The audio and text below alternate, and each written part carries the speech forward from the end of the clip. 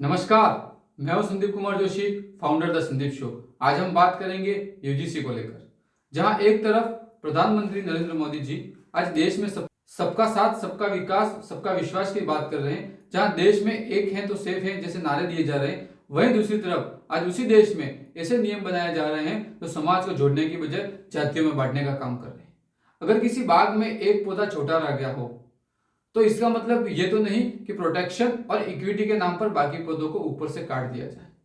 लेकिन आज करोड़ों छात्रों को यही महसूस हो रहा है, क्योंकि 13 जनवरी 2026 में यूजीसी के नए इक्विटी रेगुलेशन लागू होते ही कैंपस में सुरक्षा से ज्यादा निगरानी और शिकायतों का डर फैलने लगा है।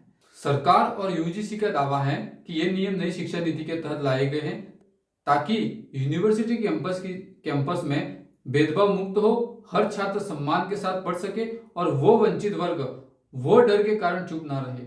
लेकिन सवाल ये है कि जिस डर को खत्म करने के लिए ये नियम बनाए गए हैं, उन्हीं नियमों ने एक नया डर पैदा कर दिया है। आज हालात ये है कि एक टीचर किसी छात्र को उसकी पढ़ाई में कमी पर टोकने से पहले वो 10 बार सोचने को मजबूर है कि कहीं ये अनुशासन जातिगत अपमान न मान लिया जाए। छात्रों की आपसी बहस, मजाक और खुलापन क्या धीरे धीरे खत्म नहीं हो जाएगा? यूजीसी कहता है कि हर कॉलेज में शिकायत कमेटी होगी, ऑनलाइन हेल्पलाइन के जरिए शिकायत होगी और 15 से 30 दिन में जांच पूरी करनी होगी।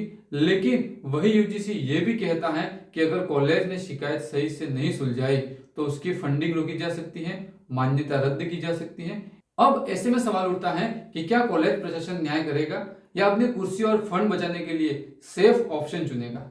इसी बीच इस पूरे यूजीसी कानून को लेकर अदालत ने भी संज्ञान लिया और फिलहाल इस पर संशोधन के लिए इसे वापस लेते हुए यह आदेश दिया है कि सभी पक्षों की पूरी सुनवाई के बाद ही कोई अंतिम निर्णय लिया जाएगा। और यही साबित करता है कि इस कानून को लेकर उठ रहे सवाल केवल भावनात्मक नहीं बल्कि संवैधानिक और कानूनी रूप से भी गंभीर हैं। और यहीं से सबसे बड़ा सवाल उठता है सामान्य वर्ग को लेकर। प्रधानमंत्री जी और मुख्यमंत्री जी ध्यान से सुनिए, सामान्य वर्ग कौन है? सामान्य वर्ग वो है जिस पर एट्रोसिटी एक्ट 1989 के तहत बिना प्रारंभिक जांच के भी कार्रवाई हो सकती है। सामान्य वर्ग वो है जाति सूचक शब्दों से बेखौफ गालियां दी जा सकती हैं। सामान्य वर्ग वो है जो देश की 131 आरक्षित लोकसभा सीटों और 1225 आरक्षित विधानसभा सीटों पर चुनाव नहीं लड़ सकता लेकिन वोट दे सकता है।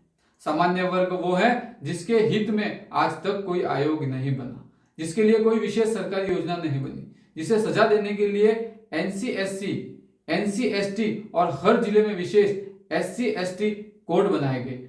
वही अभागा सामान्य वर्ग है जो अपने बच्चों को दूसरे वर्गों के मुकाबले 4 गुना फीस देकर पढ़ाता है, नौकरी, प्रमोशन और घर अलॉटमेंट में जिसके साथ कानूनी भेदभाव वैध माना गया है।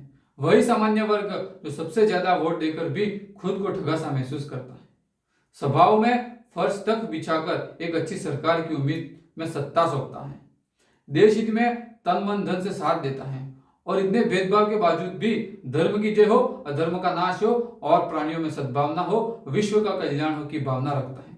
मीडिया रिपोर्ट बताती है कि एससी/एसटी मामलों में सजा की दर 34 से 42% के बीच है। इसका मतलब ये नहीं कि सारे केस झूठे हैं, लेकिन इसका मतलब ये जरूर है कि बड़ी संख्या मामलों में सालों बाद बेगुनाह साबित होती है और तब तक उस छात्र या प्रोफेसर का करियर, इज्जत और मानसिक जीवन तबाह हो चुका होता है। तो सवाल यह है कि अगर कोई सालों बाद निर्दोष साबित हुआ तो उसके नुकसान की भरपाई कौन करेगा?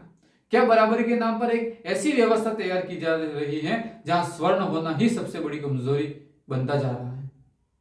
हम नियमों के विरुद्ध नहीं हैं, हम संतुलन के विरुद्ध हैं।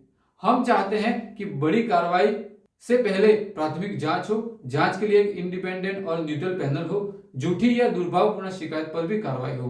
कानून दोनों तरफ से बराबर से चले, क्योंकि न्याय का मतलब सिर्फ सुरक्षा नहीं बल्कि निष्पक्षता है। और अगर एक तरफ एक है तो सेफ है कहा जाए और दूसरी तरफ नियमों में समाज को बांटा जाए तो ये न्याय नहीं बल्कि अन्याय होगा। यूजीसी इक्विटी रेगुलेशन 2026 पर फिर से गंभीरता विचार जरूरी है। और अंत में ये साफ करना चाहते हैं कि अगर यूजीसी इक्विटी रेगुलेशन 2026 को आगे बढ़ाना है तो इसमें ये नियम अनिवार्य रूप से जोड़े जाने चाहिए। अगर कोई शिकायत झूठी या दुर्भावपूर्ण पाई जाती है तो शिकायतकर्ता के खिलाफ भी उतनी ही सख्त कार्रवाई हो। जांच के लिए जो कमेटी बने उसमें कम से कम 2 सदस्य सामान्य वर्ग से भी हो, ताकि संतुलन और निष्पक्षता बनी रहे। सामान्य वर्ग के लोगों के साथ अगर किसी तरह की जाति सूचक गाली, मानसिक उत्पीड़न या शोषण होता है तो उसके लिए भी सजा का स्पष्ट प्रावधान हो। पीड़ित और आरोपित दोनों का नार्को या मेडिकल टेस्ट समान नियमों के तहत हो, तभी इसे न्याय कहा जा सकता है। क्योंकि विश्व गुरु भारत का सपना तभी पूरा होगा जब हर छात्र बिना डर, बिना लेबल और बिना जाति की दीवार के अपनी काबिलियत साबित कर सके। अब सवाल आपसे है, क्या ये नियम सच में समानता लाएंगे या समाज को बांटेंगे? आप इस बारे में क्या सोचते हैं? क्या यह नियम सामाजिक समरसता को तोड़ने वाला है या सामाजिक समरसता को जोड़ने वाला है? कमेंट बॉक्स में जरूर बताएं। द संदीप शो को लाइक, शेयर और सब्सक्राइब जरूर करें। आप सबका बने रहने के लिए दिल की गहराइयों से आप सभी का धन्यवाद।